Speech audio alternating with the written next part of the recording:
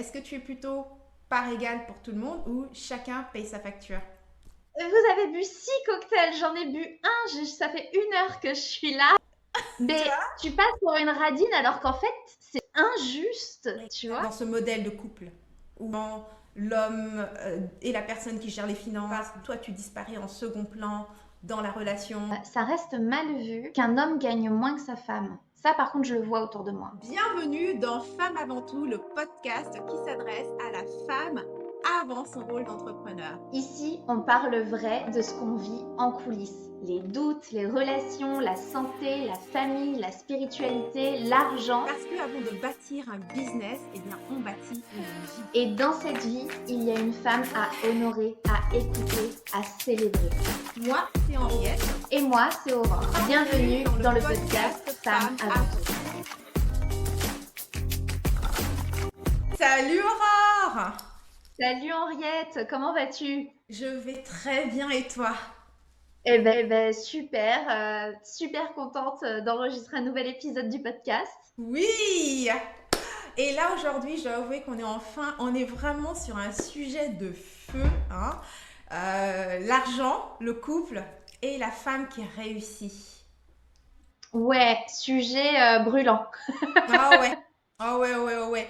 Tu sais, il y a un truc qu'on entend souvent, tu sais, c'est que une des raisons des disputes dans les couples, c'est l'argent. C'est une des raisons majeures avec le sexe.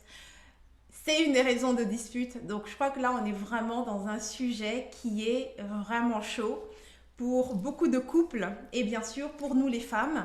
Et en tant qu'entrepreneur, ben, c'est nous qui créons cet argent. Donc il y a aussi cette relation d'abord qu'on a à gérer soi-même avec cet argent. Tout à fait. Tout à fait. En fait, l'argent, c'est un sujet qui est tabou, particulièrement ici en France. Je crois que au Canada, c'est un peu différent Ouais, par rapport au tabou d'une manière générale dans les conversations, dans la société, au travail, tout ça. ouais, En France, c'est quand même vraiment particulièrement tabou et difficile de parler d'argent. ouais. Et du coup, ouais, dans le couple, ça l'est aussi. Dans certains couples, fort heureusement, ça ne l'est pas, mais c'est vrai que, voilà, c'est pas forcément le truc le plus évident, quoi. Exactement. D'ailleurs, on va déjà commencer par parler d'argent, je pense, avant même de parler de sa place dans le couple, qui est encore un autre sujet chaud en tant que tel. Moi, j'aimerais bien déjà commencer par parler de l'argent en tant que relation déjà personnelle que on a chacune avec l'argent. Et comme tu disais, en France, c'est tabou. Ici aussi, hein, il y a une certaine forme de tabou. Le tabou est quand même moins fort que en France. En tout cas, moi, en étant en Belgique, n'en parlais carrément pas. Quand je vois ma famille euh, durant des vacances et autres choses comme ça, c'est marrant parce que je peux vraiment voir aujourd'hui l'espèce de clash que l'on a par rapport à la question d'argent. Où justement, moi, en ayant grandi, bah, ça fait déjà plus de 20 ans que je suis au Canada, donc j'ai quand même adopté beaucoup des habitudes nord-américaines ici. On est une société, nous ici, en fait, en tout cas, j'ai beaucoup développé cet aspect avec l'argent qui est très individualiste. C'est-à-dire que l'argent, ça me concerne, mais j'ai aussi pas peur d'en parler. Pour donner un exemple très simple, par exemple, de situation en société sociale que l'on fait, disons un restaurant. Et parfois en famille, ce qu'on va faire, c'est un restaurant et puis on va aller tous ensemble. Et puis à la fin, par exemple, on va décider, la facture, on la split par égal pour tout le monde. Comment toi tu te sens par rapport à cette idée? Est-ce que tu es plutôt par égal pour tout le monde ou chacun paye sa facture? Ah, elle est intéressante ta question. Ah, Parce que ça me fait penser à deux anecdotes. ah, Il y a eu une fois où j'étais allée manger avec plusieurs copines et il y a une de ces copines qui avait clairement choisi les plats les moins chers du restaurant.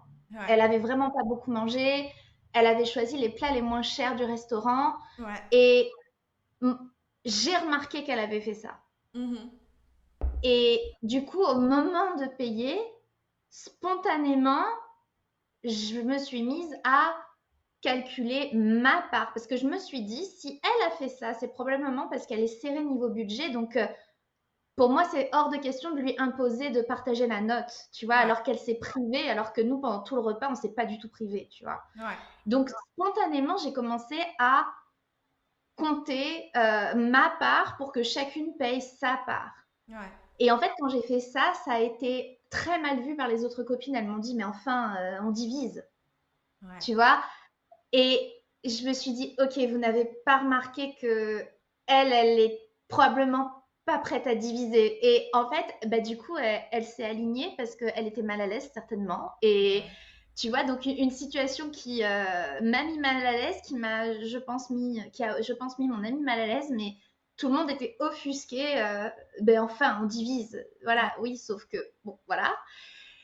Et il y avait eu une autre fois où je rejoignais des amis pour boire un verre. Ouais, Ils étaient déjà là depuis 2 heures, ils en étaient à leur 5e cocktail. ouais, Moi, j'ai eu le temps de boire un cocktail ouais, et à la fin, bon, bah, on divise la note. ouais, Vous avez bu 6 cocktails, j'en ai bu un, ça fait 1 heure que je suis là, ouais, tu vois. Et c'est pas que je suis contre le fait de diviser la note, c'est juste que je trouve que si ça désavantage une personne par rapport à tous les autres, je ouais. trouve que c'est pas juste. Tu vois ce que je veux dire? Totalement. Totalement. Mais alors, vas-y pour avoir cette conversation maintenant. Tu Mais vois? tu passes pour une radine alors qu'en fait, c'est juste injuste, tu vois? Exactement. C'est juste, c'est injuste. Et tu vois, c'est déjà là, et ce que j'adore, et c'est pour ça que ça m'est venu spontanément ce truc, parce que ça, c'est l'argent déjà dans un contexte social, où il y a tellement de tabous, et où, dépendamment bien évidemment aussi d'où tu viens, il y a un rapport à l'argent.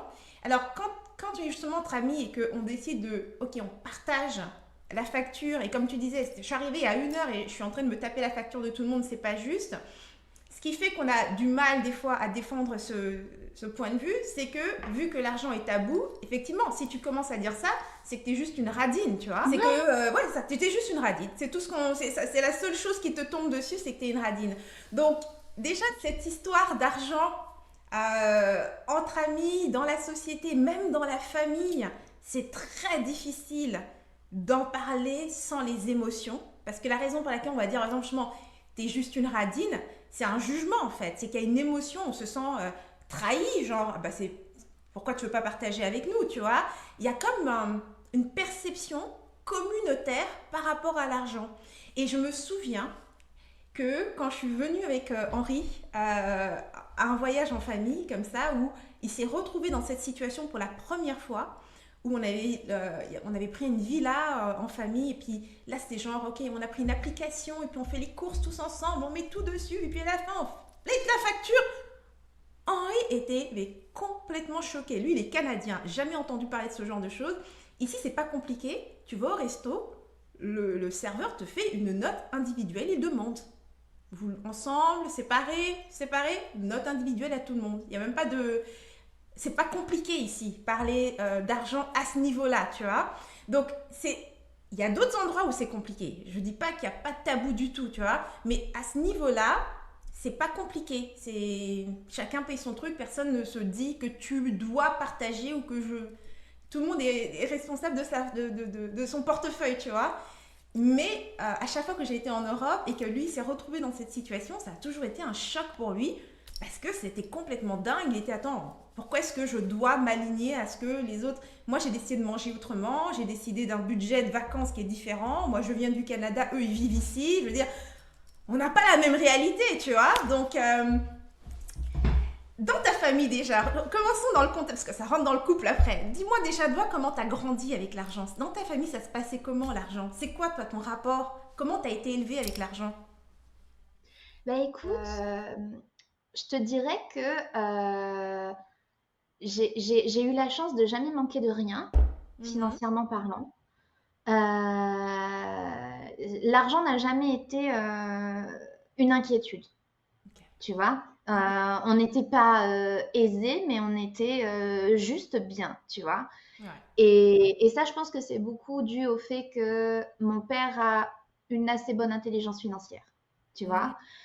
Par contre, du coup, j'ai tout de suite intégré le fait que l'argent, c'est quelque chose qui se gère. J'ai tout de suite intégré le fait que tu ne dois pas dépenser au-dessus de tes moyens. Ouais. Tu vois, ce qui semble être du bon sens. Tu vois. Et en fait, quand je suis devenue jeune adulte et que j'ai commencé à gagner un salaire, j'ai découvert une réalité qui existait chez les autres et un rapport très émotionnel à l'argent que Ouais. moi, on ne m'a absolument pas transmis parce que du coup, mon père, travaillant dans une banque, il avait un rapport, une relation très pragmatique à Ouais. l'argent qu'il m'avait transmis. Tu vois, l'argent, c'est des calculs. Ouais. Voilà. Et en fait, j'ai découvert que, je l'ai découvert chez mes amis, chez les gens que je côtoyais, tout ça, j'ai découvert ce rapport très émotionnel à l'argent Mhm. où tu vas te sentir obligé de dépenser de l'argent Ouais. parce que tu veux répondre à un besoin émotionnel chez l'autre. Ouais. Alors, je te donne un exemple très concret. La dernière fois, on était en train de faire des courses pour un repas entre amis. Ouais. Et puis, il y a une des personnes qui était là et qui avait dit, oh bah ce coup-ci c'est moi qui paye les courses. Et en fait, je vois l'autre ami se précipiter et lui dire non, c'est hors de question, tu ne payes pas les courses, c'est absolument hors de question. Et elles se mettent à se battre limite pour à celle qui mettra la carte bancaire, tu vois. Ouais. Ouais. Et en fait, moi, je regarde ça, mais et je me dis, mais je ne comprends pas. Je ne comprends pas, je ne comprends pas qu'est-ce qui se joue là, en Ouais. fait, tu Ouais. vois.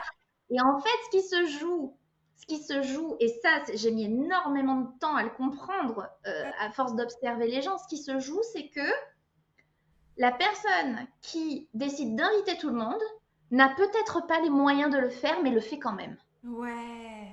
Tu vois ce que je veux dire? Et ça, Ouais. moi, dans mon monde, ça n'existe pas. Si tu n'as pas les moyens, tu ne proposes pas, en fait. Tu Ouais. ne proposes pas. Et donc, en fait, cette amie qui se précipite, elle se dit, ah, elle va dépenser de l'argent qu'elle n'a pas, donc il faut que je l'en empêche. Tu vois? Et moi, je me dis, mais enfin, mais pourquoi? Ouais. Pourquoi tu invites pourquoi tu te sens obligé d'inviter les gens alors que tu n'as pas les moyens? Ouais. Pourquoi est-ce que, enfin, ce rapport émotionnel là à l'argent où tu pars du principe que l'autre t'invite mais que peut-être il se force Oui. parce qu'en fait il n'a pas les moyens. Moi je pars pas de ce principe là puisque je pars du principe que je dépense l'argent que j'ai, point barre. Ouais. Tu vois? Et c'est comme ça que moi c'est ça la relation qu'on m'a transmise avec l'argent, quelque chose de très pragmatique. Eh ben ça, c'est génial parce que Et ça toi du coup? t'éviter beaucoup de ennuis Oui, totalement inutiles.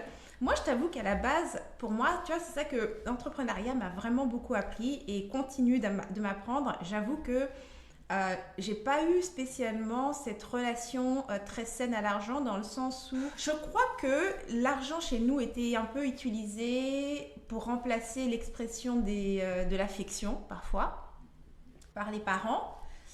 Donc, quelque part, bah, donner de l'argent, c'était une preuve d'amour.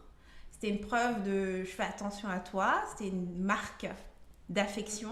Et l'autre chose, c'est que on était, je trouve, aujourd'hui avec le recul, très protégés, surprotégés. Donc, tant qu'on était jeune, on ne nous parlait pas des réalités financières du tout. Tu vois.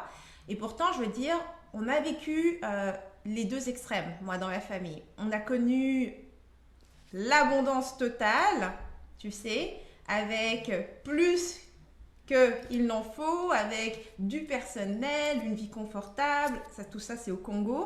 Puis il y a eu l'après-guerre, il y a eu la guerre et on a déménagé en Belgique. Et là, tranquillement, on a vu notre situation financière complètement changer, année après année, jusqu'à vraiment à être extrêmement serré.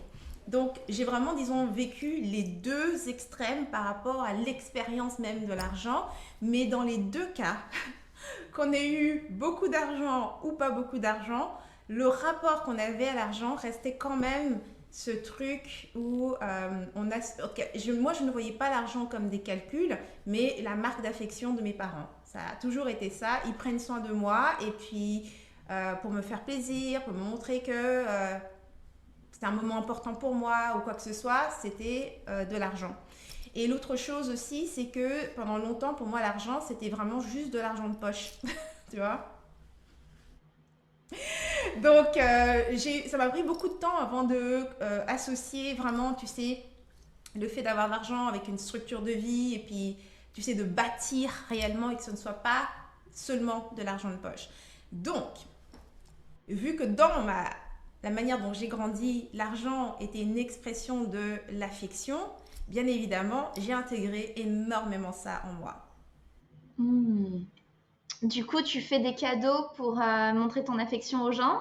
Yes, je Ok. le fais, je suis très comme ça. Et dans mon couple, ça s'est traduit où, dès l'instant où mon mari, donc Henri, n'avait pas cette vision-là, je le prenais comme une attaque personnelle, tu vois.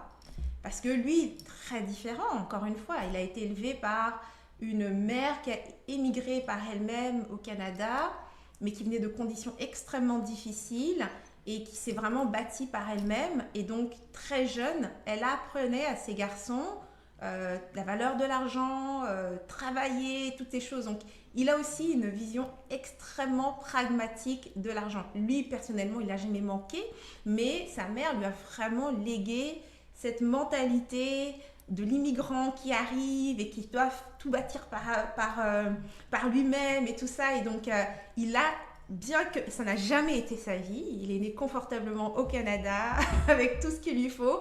Elle lui a vraiment transmis ça. Et du coup, nous, on a ce contraste, tu vois, dans notre couple, où lui, il a cette vision très pragmatique par rapport à l'argent. Et moi, je dois vraiment être très honnête, j'ai vraiment une relation qui est plus émotionnelle avec l'argent.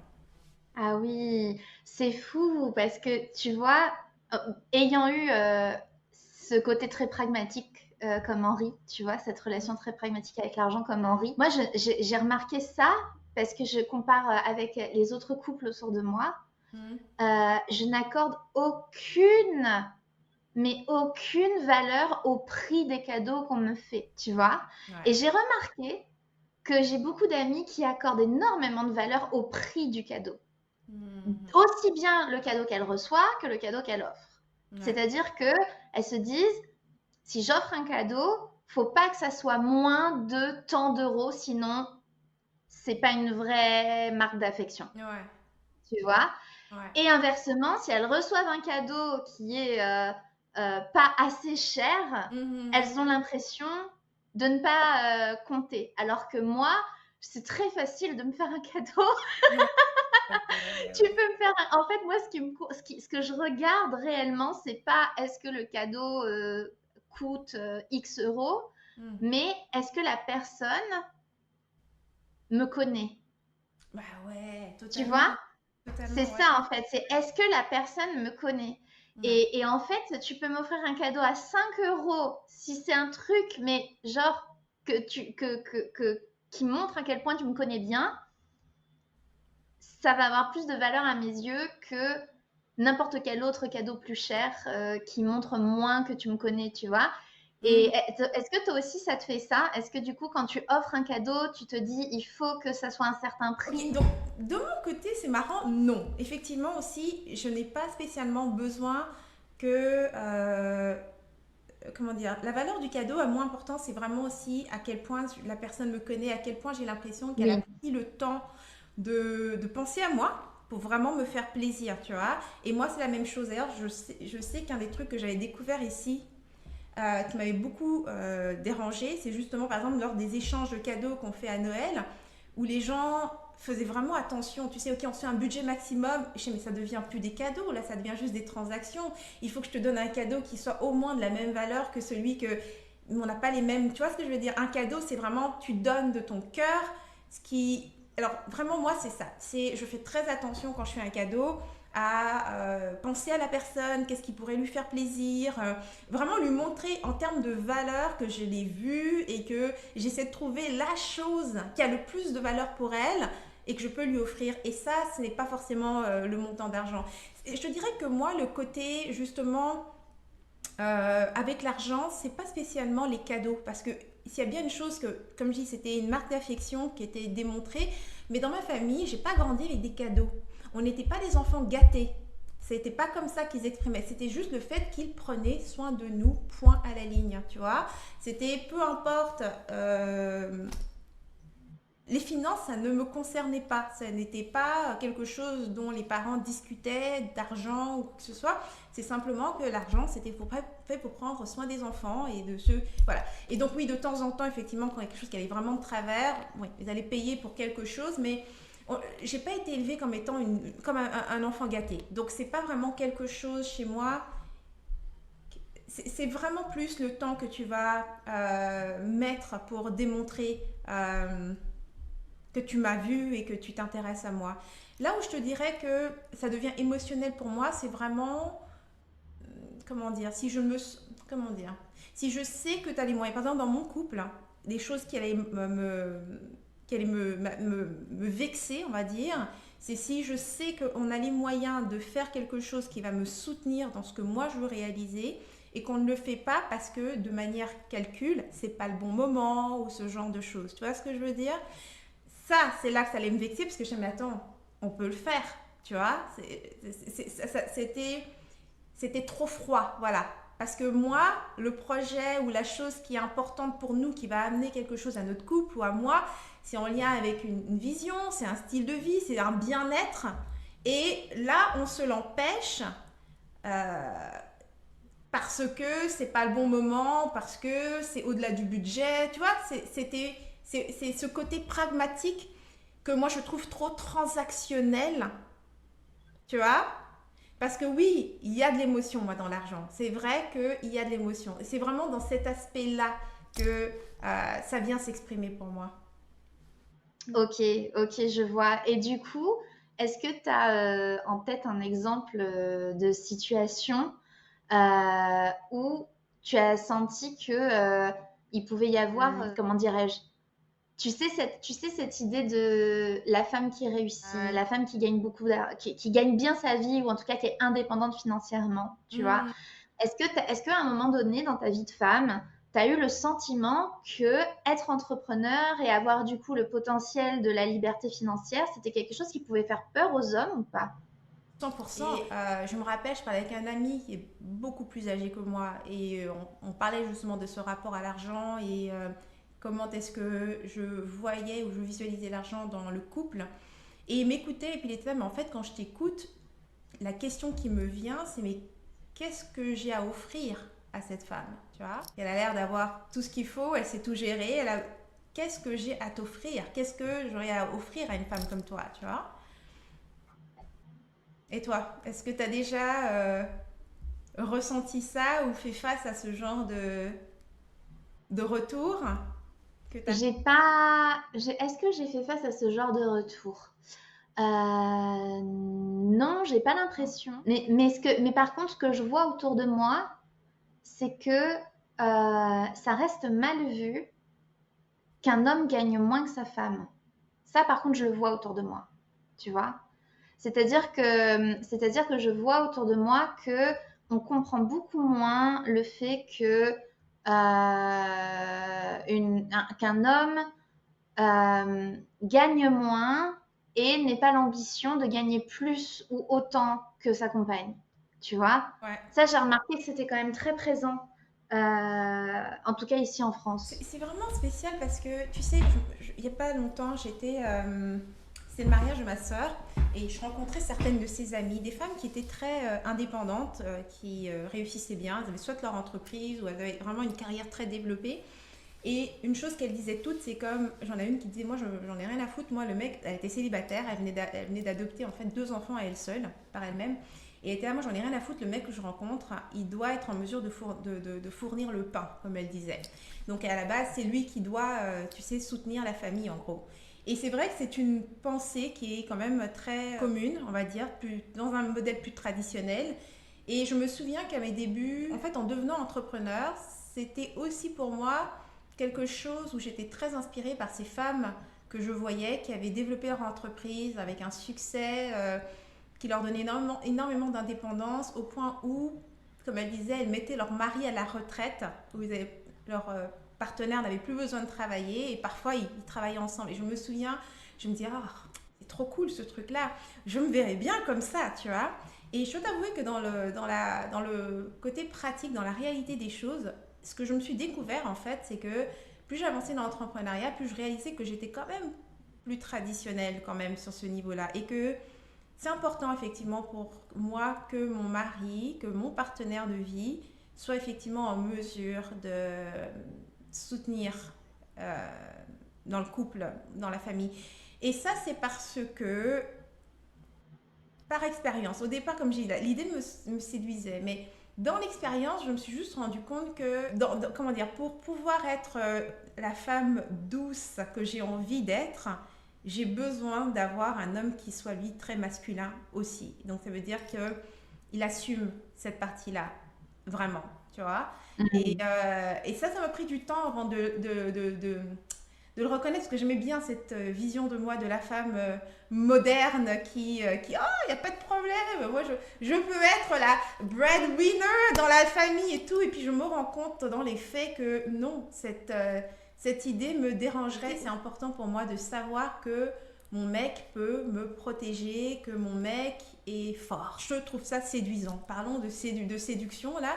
Je trouve ça séduisant. Ouais, c'est associé à une notion de stabilité, de force qui peut t'apporter en fait. Ouais, Ouais, exactement. ouais. Sinon, ça devient un petit copain. Ah, c'est fou ça. Ouais, ça devient un petit copain, tu vois. Et c'est pour ça qu'en fait, c'était facile pour moi d'imaginer ça parce que pendant longtemps, moi, je me voyais pas du tout me marier avec qui que ce soit. J'étais très indépendante et donc, oui, j'avais des petits copains qui avaient eu toutes sortes de situations, mais ça n'avait aucune importance pour moi. Et c'est vraiment après le mariage que je me suis rendu compte que le mariage est un autre type d'engagement. Ça m'a vraiment fait cette sensation-là. Et je ne voyais pas l'intérêt d'être mariée à quelqu'un euh, s'il n'a pas cette force-là. J'estime que je sais ce que j'amène dans une relation, je sais la force que j'apporte à mon partenaire, donc je m'attends à ce qu'il me soutienne de la même façon, tu vois. C'est vraiment une attente qui est extrêmement claire et très et que j'ai beaucoup eu du mal à exprimer en fait, hein. Ça a été pour moi la difficulté dans mon couple au début, c'était d'exprimer clairement cette attente-là aussi. Hmm. Mais oui, parce que c'est pas évident d'exprimer, déjà de parler de l'argent d'une manière générale. Mhm. Et puis alors en plus d'aller exprimer ce que ça vient euh, toucher à l'intérieur de nous, dans un monde où on explique aux femmes que ben, en fait il faut qu'on soit indépendante financièrement, il faut plus qu'on dépende des hommes financièrement, et du coup il y a une espèce de peut-être ça devient peut-être une nouvelle injonction, tu vois, Ah une, ouais. une nouvelle pression de dire il faut encore, c'est bon, il faut. Mais en plus de ça, c'est ridicule. Sérieusement, Aurore, parce que quand tu y penses bien, c'est que on a effectivement, on travaille, on crée de l'argent, on crée notre indépendance, mais on reste responsable d'un tas de choses à l'intérieur de la maison. Et au-delà de ça, il y a un tas de pouvoirs que nous avons en tant que femmes, on en a parlé déjà dans un autre épisode, qui sont juste ignorés par la société parce que c'est des pouvoirs qui sont tellement immenses, immenses. Ça ne se compare pas à ce qu'un homme peut apporter. La capacité de mettre au monde, il n'y aurait même pas un seul être humain sur cette terre si on ne pouvait pas. Notre intuition, notre capacité à nourrir une personne et à la faire grandir. C'est des choses que les hommes ne comprennent même pas. Ils n'ont pas ce pouvoir en eux. Et c'est tellement puissant qu'on a dévalué au minimum ce pouvoir. On l'a mis à la maison en disant que notre rôle, c'est d'élever des enfants. Mais ce rôle n'est pas minime. C'est pas parce qu'il n'y a pas un salaire associé et qu'il n'est pas reconnu. Et moi, c'est vraiment ça que j'ai fait comme expérience en tant que femme en étant mariée d'un seul coup. C'est de voir pouvoir, ce talent que d'un seul coup, j'avais jamais nourri un homme de cette façon dans ma vie, tu vois. Mais comme je dis, les petits copains, c'était les petits copains. Ça vient, ça passe, je m'en fous, ta vie, c'est ta vie, tu vois. Ça marche pour toi au boulot, ça marche pas pour toi au boulot. Mais avec mon mari, c'était très différent. La manière dont je le nourris, la manière dont je le voyais grandir. Mais je pouvais voir que de son côté, il n'associait pas totalement, il ne voyait pas la valeur de ce que j'apportais parce qu'on ne lui a pas appris à le considérer. Tout comme on ne m'a pas appris à le considérer. C'est juste ce que je suis censée faire. Mais c'est facile de discréditer ça à la fin. Parce qu'il n'y a rien qui est noté, c'est pas suivi par des factures et des choses comme ça, tu vois. Et donc, c'est pour ça que, à la fin, ce qui se passe, c'est que même dans nos couples, de manière privée, quand on parle d'argent, ou quand parlons même de valeur, parce qu'oublions même de l'argent, parce que l'argent, c'est bien après. Quand on parle de valeur, moi, je sais que j'avais beaucoup de mal à affirmer cette valeur que j'apportais, parce que je sais la femme forte et puissante que j'ai développée, et ce que ça m'a demandé de devenir cette femme. Et aujourd'hui, j'ai un mari, j'ai un homme qui profite de ce pouvoir, et je le lui donne sans limite, tu vois. Et comment tu évalues ce truc-là, tu vois? Et ce qui est intense, c'est que dans notre couple, et je sais que pour beaucoup de couples, c'est très difficile de parler de cette valeur, mais tu te rends compte quand même que dans la réalité des faits, la loi a déjà clairement statué là-dessus, tu vois. Je sais Hmm. que ça se passe en France, mais ici, tout ce que vous faites pendant que vous êtes mariés, non seulement pendant que vous êtes mariés, vous êtes responsable à part égale de tout, hein, c'est aussi simple que ça, mais en cas de séparation, bah, la division se fait comme ça aussi, tu vois. Parce que pendant que vous étiez une entité, vous avez tous les deux créé quelque chose ensemble, tu vois. Oui, je vois ce que tu veux dire. Oui, oui, oui. Oui, c'est en fait, tu deviens une équipe. Vous êtes une équipe, ça devient Hmm. ça devient juste impossible de dissocier l'un de l'autre, tu vois. Mais la différence, c'est que ce que un homme va apporter dans la relation a été mesuré.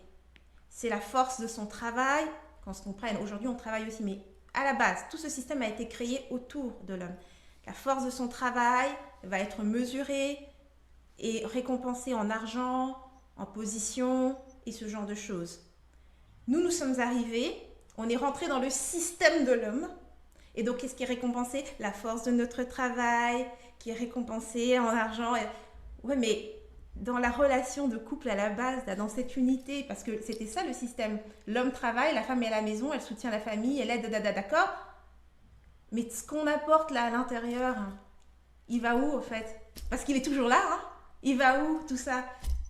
Oui, c'est comme quand on entend parler de ces femmes de l'ombre derrière des hommes qui sont célèbres, connus dans leur domaine, et puis en fait, tu te rends compte que derrière, il y a une femme qui joue un rôle essentiel, mais en coulisses. Essentiel! Ouais. Essentiel. Tu vois, c'est très difficile. Et ça, c'est clairement un tabou. Déjà que l'argent est un tabou. Mais quand on parle de valeur, nous, en tant que femmes, tout ce qui est en lien avec notre valeur personnelle et notre pouvoir de femme est très mal, considéré très mal de l'utiliser.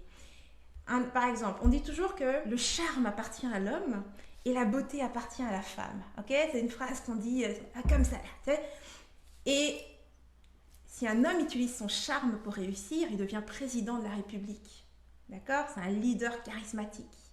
Si une femme utilise sa beauté pour réussir, c'est une prostituée. Ah, C'est ça. elle couche pour réussir, ou peu importe. On va descendre constamment tout ce qui est associé au pouvoir de la femme. On ne peut jamais utiliser. Un homme qui est ambitieux, c'est ce qui est attendu. L'ambition chez une femme, c'est moche. Une femme qui veut un homme fort, qui réussit et qui peut soutenir la famille, c'est juste une femme après l'argent, tu vois. En anglais, on dit une gold digger, tu vois. Non, c'est une femme ambitieuse, elle sait ce qu'elle veut de la vie, mais on réduit ses ambitions. Ça, c'est de la merde. Tu devrais demander le minimum et espérer que on te ramasse dans la poubelle, tu vois. Ouais, ouais, non, mais c'est clair. On en a parlé dans le premier épisode du podcast.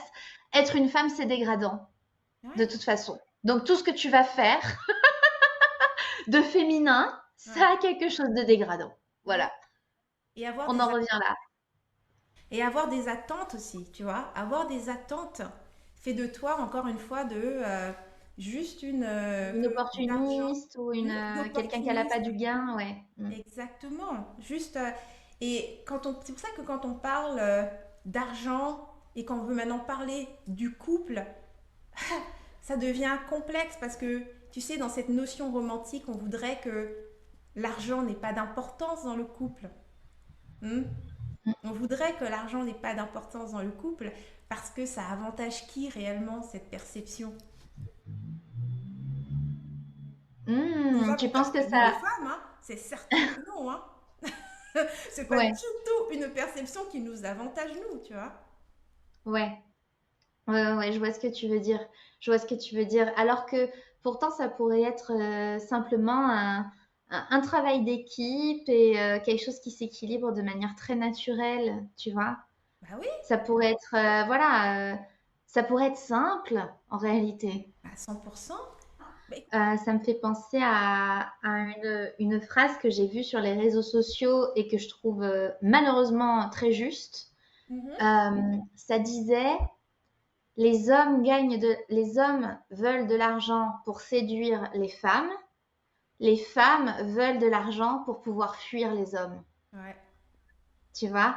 ouais, Dans le sens où le modèle traditionnel de gestion financière dans le couple, ouais. où du coup c'est l'homme qui ramène l'argent et la femme qui en bénéficie, Mhm, mhm. quelque part, ça, ben en fait, du coup, ça, qu'est-ce qui se passe quand du coup le couple ne tient plus ou quand il s'avère que l'homme est un abuseur, Ouais, tu vois? Et ben du coup, c'est là que tu te rends compte que la femme, ne gagnant pas son propre argent, elle est pas libre en fait. ouais, Elle est pas libre mm, parce que où est-ce que je vais et avec quels moyens ouais, en fait. mm, Et ça, tu vois, j'ai trouvé que c'était vraiment ça montre à quel point la relation à l'argent des femmes et la relation à l'argent des hommes, elle est ultra différente parce que nos cultures et la manière dont le couple s'est développé depuis des générations et des générations, c'est radicalement, c'est diamétralement opposé là. Opposé. non, là, parce que là, tu me parles de ça et puis je me dis, mais dis-moi un peu toi, c'est quoi ça? Comment ça se passe l'argent dans ton couple à toi? Bah écoute, nous on a vécu plusieurs périodes différentes. Il y avait des périodes où c'était moi qui gagnais plus. Mhm, Et puis des périodes où c'était lui qui gagnait plus, mhm, tu vois. Et en fait, à chaque fois, l'idée, ça a été de bah, l'un soutient les projets de l'autre, en fait, mhm, tu vois. ouais, C'est clairement ça. Il y a cette dynamique d'équipe. Moi, typiquement, j'ai grandi dans un modèle traditionnel avec ma mère au foyer qui ne travaillait pas et mon père, donc, du coup, qui travaillait. Et en fait, je sais pas, j'ai toujours naturellement su que c'était pas ça que je voulais. mhm, Tu vois, j'ai toujours naturellement su que même si j'ai rien contre ce modèle en soi, du moment que ça fonctionne pour le couple, c'est très bien. ouais, Mais moi, je savais que j'allais gagner mon propre argent et d'une certaine façon, c'est aussi dans cette direction qu'on m'a éduquée. Tu vois, c'était quand même assez clair que j'allais m'aligner dans l'air du temps, tu vois, ouais, et que du coup, bah, dans l'air du temps, avec euh, le pouvoir d'achat qui évolue en France depuis 30 ans, là, c'était assez sûr que j'allais devoir gagner moi aussi de l'argent et que je pourrais pas me reposer uniquement sur le salaire d'un compagnon. Et du coup, voilà, ça s'est fait comme ça. Et en fait, je crois que toi, tu as eu une période où tu vivais seule, tu as mhm, vécu dans ton propre appartement seul, etc., mhm, etc. Ce qu'il faut comprendre, c'est que là où je vis, pour les personnes comme moi qui ont entre 30 et 40 ans, c'est pas trop possible de faire ça en fait. mhm, d'accord. C'est-à-dire que je suis sur la Côte d'Azur, tout est extrêmement cher ici. Mhm, Et en fait, les couples autour de moi, et nous y compris, ben en fait, on est très, très, très, très, très peu à avoir pris un appartement tout seul.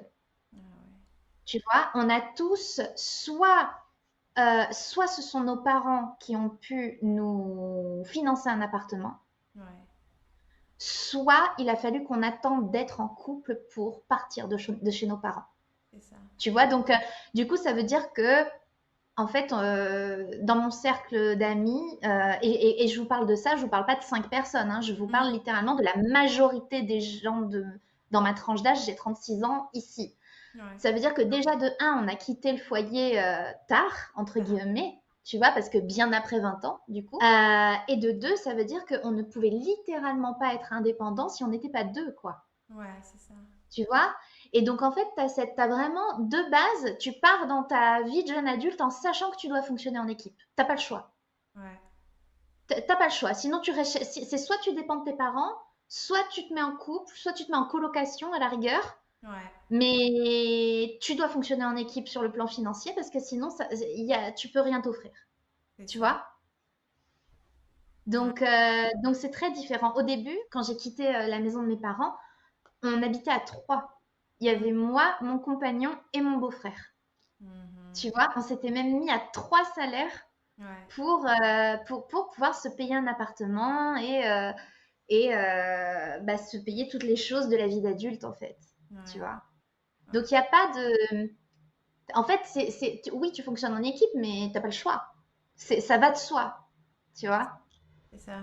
Tu peux pas être par toi-même. C'est pas une possibilité vraiment à ton âge. Et ben ouais, ou alors c'est dur. Mm. Et les personnes que je connais qui l'ont fait ont dû quitter la région, en fait. Ouais, c'est Tout ça. simplement. Tu quittes la région, c'est trop cher ici, tu peux pas. C'est un peu comme si tu vivais. Alors, pas. C'est encore plus cher, Paris. C'est pas Paris centre non plus, tu vois, mais Mm. il y a un vrai décalage entre le coût de la vie et le pouvoir d'achat ici. Ouais. Donc, du coup, ça impacte le couple directement. Tu vois ce que je veux Mhm. dire? Non, je comprends ce que tu veux dire.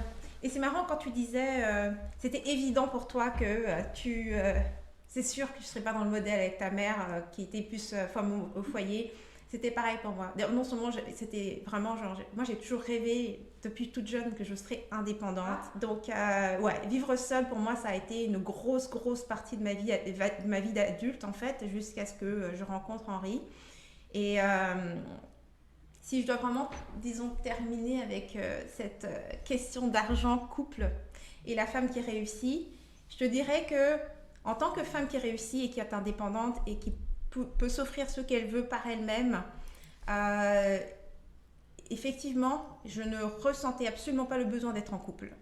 Et c'est pour ça que l'engagement ne m'intéressait pas parce que je voyais bien que je n'avais pas besoin de quelqu'un en fait, tout simplement. Et c'est devenu pour moi une idée euh, plus intéressante dès l'instant où j'ai arrêté de penser à justement un homme qui pourvoit à mes besoins et que j'ai plutôt pensé à un partenaire avec qui partager des aventures. Parce que c'est ça l'entrepreneuriat, ça t'apprend un niveau de solitude nouveau. Un niveau de solitude nouveau et c'est là que le désir en fait de partager les... Parce qu'il y avait des moments de réussite où je me disais, ok ça y est, j'ai réussi, je fais ça, j'ai du temps, mais j'ai personne avec qui célébrer, avec qui partager, tu vois. Et c'est là que vraiment, pour moi, le désir d'être en couple, donc réussir et d'être en couple, est devenu vraiment une idée très séduisante en fait. Ouais, ça a changé ta perception des choses, quoi. Tu sais, quand tu disais les femmes veulent de l'argent pour s'enfuir des hommes, alors que les hommes veulent de l'argent pour séduire les femmes, je crois que c'est ça en fait. Il y a une interdépendance qui a été créée et à l'intérieur de laquelle on visualise ces sujets en fait, tu vois. Pour moi, ce qui m'a aidé à ne plus être en résistance face à l'engagement, il a fallu pour moi que justement que je redéfinisse ce que c'était ces choses-là. Parce qu'autrement, j'aurais jamais pu entrer dans ce modèle de couple où justement l'homme est la personne qui gère les finances, qui décide de ci, et puis quelque part, toi, tu disparais en second plan dans la relation, tu tombes dans ce rôle de soutien. C'est absolument pas, c'est rien de ce que de ce qui m'attirait dans la vie. Donc j'ai dû redéfinir ce que ça voulait dire pour moi l'engagement, ce que ça voulait dire pour moi le couple. Et c'est vraiment quand j'ai trouvé cette définition excitante pour moi qui était l'idée d'avoir un partenaire, comme un partenaire de projet en fait. Je crois que c'est étrange. Mais il a fallu que je le voie comme ça pour que je trouve ça excitant et que j'en comprenne le sens et que ça m'attire, tu vois. Ouais, mais je suis assez d'accord avec cette vision, hein. Ça Mm. me parle parce que Parce que comme tu disais tout à l'heure, l'homme qui te dit mais qu'est-ce que j'ai à offrir à une femme comme toi, qui s'autosuffit, etc. Mais en fait, ben, c'est très simple. À deux, on peut faire d'autres choses que je peux pas faire toute seule. Tu n'as pas besoin d'avoir besoin de l'autre pour co-créer avec l'autre. Tu vois? Exactement. Exactement. T'as pas besoin d'être en carence de quelque chose, en fait, pour avoir envie de co-créer avec l'autre. Exactement. Tu vois, c'est tout ça qu'il faut redéfinir en fait, hein. Ouais, Mais à absolument. travers notre regard à nous les femmes, tu vois. Parce que je crois que beaucoup de nos conversations tournent autour de ces sujets dans lesquels, en tant que femme indépendante, parce que c'est ça, les femmes entrepreneurs, nous choisissons un chemin d'indépendance, on tombe sur Mm. des approches et une vision du monde qui ne nous correspond plus. C'est pas que ces choses, on n'en veut plus. Tu vois, une des choses qui faisait qu'en tant que femme indépendante, je ne m'intéressais pas au couple, en fait, et à l'engagement, c'était à cause de la définition de, traditionnelle de ce qu'était cet engagement et ce couple. À partir du moment où j'ai pris le temps de me pencher dessus, bah pourquoi est-ce que je me priverais d'avoir un partenaire de vie, tu vois? C'est fun de partager cette vie avec quelqu'un, c'est bien plus amusant en fait, hein. Mais je ne pouvais pas y accéder parce que la définition qu'on me présentait de ce truc ne correspondait pas à la personne que j'étais et à la vie à laquelle j'aspirais. C'est pour ça que ces conversations sont importantes parce qu'elles nous aident en fait à définir à travers notre regard, nous les femmes, pas à se battre contre, mais vraiment juste définir. Ça veut dire quoi ces choses-là aujourd'hui pour nous, tu vois? Ça veut dire quoi la prospérité commune dans un couple, tu vois? Ça veut dire quoi un déséquilibre financier, émotionnel? Qu'est-ce qui se passe quand l'un gagne moins et l'autre gagne plus? Toutes ces choses-là, on a besoin de se pencher dessus parce que sinon c'est automatique. On achète une définition qui est là depuis bien plus longtemps, souvent même que notre présence sur cette terre. Et des fois, on résiste. Du coup, on ne se permet pas de vivre des choses qui, en réalité, sont vraiment plaisantes, facilitent notre vie. Parce que être une femme indépendante, être une entrepreneur, ne veut pas forcément dire... Alors moi, ça, c'est vraiment, je suis à fond là-dedans, ne veut pas dire qu'on est des combattantes. Pas nécessairement. Mm. Tu peux l'être, si ça te fait plaisir. Moi, j'ai choisi, je ne suis pas une combattante. Je ne combats pas. C'est pas par le combat que j'y arrive. Ouais, c'est par quoi alors du coup? C'est par le plaisir, c'est par la Ouais. joie, c'est par la réceptivité, c'est par l'accueil. Toutes des énergies qui ne me prennent rien. Pour moi, ça, c'est naturel pour moi d'être là. Le combat, je suis en mesure de le faire. Je l'ai fait longtemps dans ma vie, ça prend beaucoup. C'est ça, c'est ça. C'est ça, ça te prend, ça te prend ton énergie et ça peut même te faire mal en chemin, quoi, hein. Exact, Ouais. exact. Alors qu'en fait, il y a aussi d'autres voies. Mm. C'est vrai. Le chemin de la joie, je le Ouais, dis souvent, ça. ouais. Tu prends le chemin de la joie. Le chemin de la joie, c'est juste sous-estimé et on ne réalise pas à quel point la joie c'est puissant là, c'est des ailes. Ça demande aucun effort la joie, c'est au contraire c'est beaucoup de lâcher prise, c'est Oui, accepter d'être joyeuse tout simplement, de prendre la légèreté et puis aujourd'hui vraiment je te dis c'est ça que j'ai toutes ces choses qui sont à redéfinir, je le souhaite vraiment pour toutes les femmes, c'est que on accueille nos énergies féminines et dans les énergies féminines, la réceptivité est peut-être l'une de nos plus grandes forces qui a été positionnée comme étant quelque chose de dangereux. On nous a brûlés comme des sorcières, tout ce que tu veux, diminuer, aucune valeur la réceptivité. Mais il faut vraiment qu'on se l'approprie parce que cette réceptivité est très particulière à notre énergie féminine. On a vraiment une capacité à recevoir et comme c'est trop facile, on le fait pas. C'est juste trop facile, fainéant, va te battre. mmh, ouais, ouais, ouais. Comme quoi le combat, l'effort, le travailler dur, travailler fort, tout ça a tellement pris de place Ouais, que maintenant c'est les choses qui ne font pas d'effort, qui ne nécessitent pas d'effort, ouais, en théorie, qui nécessitent un effort. Ouais. C'est-à-dire que en théorie, t'as pas besoin d'effort pour lâcher prise, enfin par définition. Ouais. Sauf qu'en fait, t'as besoin de faire un effort pour accepter d'y aller, quoi. Ouais. D'aller vers ce lâcher prise, d'aller vers cette réceptivité. Ça demande un effort de choisir le sans effort. Ouais. Exactement. On est complètement à l'envers. C'est parce qu'on essaie de fonctionner dans un monde d'hommes. On a de l'énergie masculine en nous. Le féminin, le masculin, sans parler de genre, juste de ces énergies. Le féminin et le masculin sont en nous. On a ces deux énergies. Mais si tu te présentes comme une femme, en général, c'est parce que tu as une énergie qui est plus dominante, tout simplement. Et cette énergie dominante, si tu l'utilises, bah, tu vas avoir une vie facile.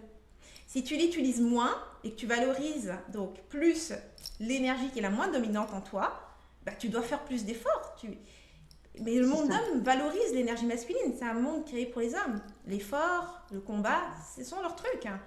Et donc c'est vraiment important que maintenant qu'on est dans ce jeu, qu'on apporte nos armes. Voilà, en ce moment, on n'utilise pas, nos armes ne font pas partie de ça. Rien de ce que nous avons qui nous appartient en dehors du monde des arts. Ok ? Et encore. Ça serait un autre sujet. On va s'arrêter là, sinon on va partir sur un nouveau podcast, je crois. Exactement. J'ai trouvé ce sujet passionnant. Donc, j'étais vraiment contente de pouvoir plonger dans ce sujet, l'explorer avec toi, Aurore. Moi aussi, c'était très intéressant, très enrichissant. Et pour toutes celles qui nous écoutent, ben, on espère que vous avez apprécié et on espère aussi avoir vos retours sur cet épisode. On veut savoir comment ça se passe chez vous, l'argent, le couple et votre indépendance, votre vision du succès. Comment ça se passe l'argent dans le couple, dans la famille ou dans vos relations? On veut le savoir, laissez ça en commentaire. Et puis voilà, nous on se reverra très bientôt dans un autre épisode de Femmes avant tout. Oui, à très bientôt pour un prochain épisode. Merci beaucoup, Henriette. Merci Aurore, à bientôt. Salut. Salut. Merci d'avoir passé ce moment avec nous dans Femmes avant tout. On espère que cette conversation t'a ramené à toi et à ce qui compte vraiment pour toi. Si tu veux continuer de cheminer avec nous, abonne-toi au podcast et partage cet épisode à une femme qui, elle aussi, a besoin de se rappeler qu'elle passe avant tout. Parce que avant d'être entrepreneur, tu es une femme libre, complète et puissante. À très vite dans le podcast Femmes avant tout.